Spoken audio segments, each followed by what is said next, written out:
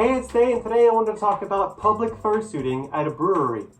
Me and about 27 other fursuiters decided to rent a private room for the only Guinness Brewery in the United States. Said brewery happens to be only 5 minutes from my house, not that I've ever been there several times, but I've never fursuited there, so it was actually a really awesome experience.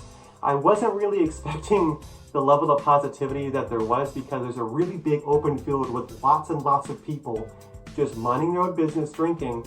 And when they see a bunch of fursuiters just walk into the yard, everyone literally stopped what they were doing and just were like, what? But then everyone stops to take pictures with us. Everyone was super open about it. And anyone who seemed a little bit uncomfortable, I mean, just kind of kept their distance and they didn't seem to mind. But the kids, there were lots of kids there. And they started hugging us, chasing us around.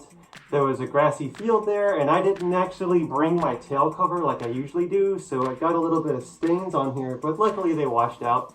And for those of you that don't know, the end of my tail actually has a squeaker in it.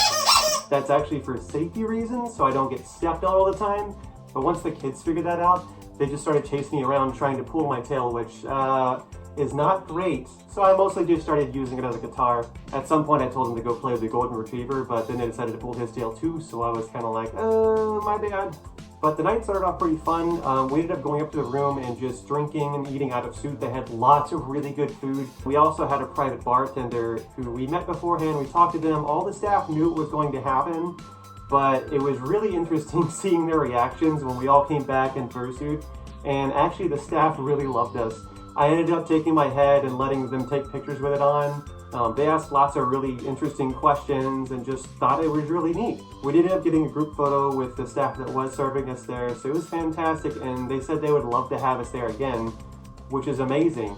To get that level of acceptance and positivity from just this random public event that's never had fursuiters before, or to my knowledge, any sort of entertainment besides live bands, was awesome. Plus, the owner of the brewery actually sent us an email saying, hey, we'd love to have you guys again. The crowd really enjoyed the atmosphere. It was a very positive experience for everyone involved, and that is just so good to hear. So some future notes are really just to try and get out there and do more public shooting, because it actually is really fun. This is not my first event I've done that with, but definitely make sure ahead of time to make sure everyone's on board, all the staff knows, scout the area out ahead of time, not in fursuit, and just try to get a general feel for the atmosphere, and would this be a good, potentially positively accepting place of something that might be a little bit strange or different than what people normally see.